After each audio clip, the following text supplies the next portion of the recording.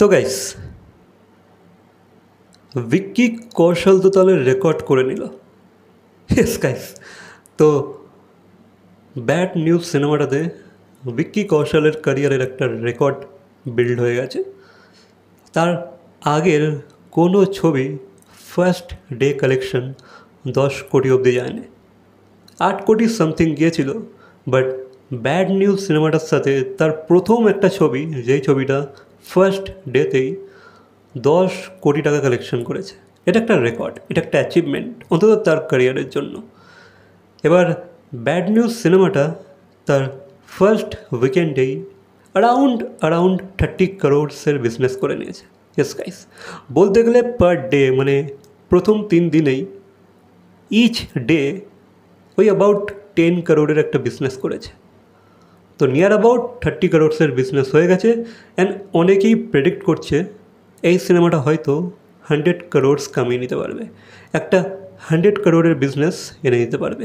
এবার দেখো, এই সিনেমাটা কিন্তু রিভিউয়ারদের অতটাও ভালো লাগেনি, ফিল্ম ক্রিটিকদের অতটাও ভালো লাগেনি। তারা অনেক কিছু বিষয় নিয়ে আলোচনা করেছে, গবেষণা করেছে, অনেক কিছু নিয়ে ক্রিটিসাইজ করেছে। যেভাবে এই সিনেমাটা সোশ্যাল মেসেজ দিচ্ছে, স্প্রেড করছে, সেটা নিয়ে অনেকে ক্রিটিসাইজ করেছে, অনেক কোশ্চেন তুলেছে।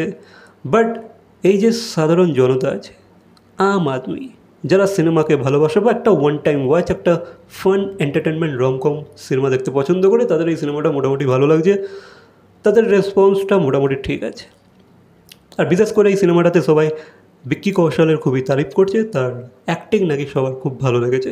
ইভেন তার যে পারফরমেন্স, তার যে কমেডির টাইমিং, সেটাও সবার বেশ ভালো লেগেছে। ইভেন রিভিউয়াররা কিন্তু খুব প্রেস করেছে তাকে।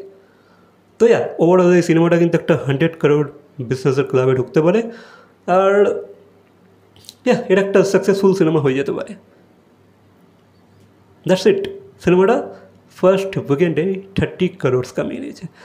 এবার যেহেতু অনেকে বলছে, যেহেতু এই সিনেমার একটা গান তবা তবা, এই গানটা একটা মোটামুটি যে হুক স্টেপটা ভাইরাল হয়েছিল, বা মোটামুটি এই গানটাও ভাইরাল হয়েছিল, এই গানটাকে আমি রিভিউও করেছিলাম।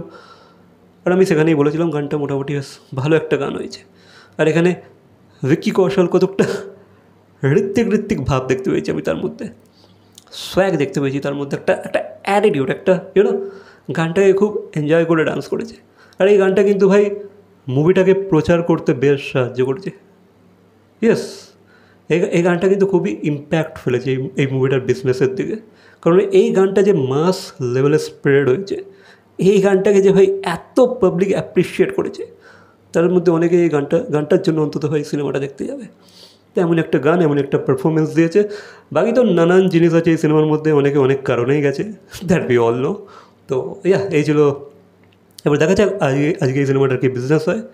বাকি ফার্স্ট উইকেন্ডে 30 crores একটা বিজনেস করে নিয়েছে, যেটা এই সিনেমাটার জন্য একটা খুবই পজিটিভ দিক। অ্যান্ড আগামী দিনে আই হোপ সিনেমাটা 100 কোটির ক্লাবে ঢুকে যাবে।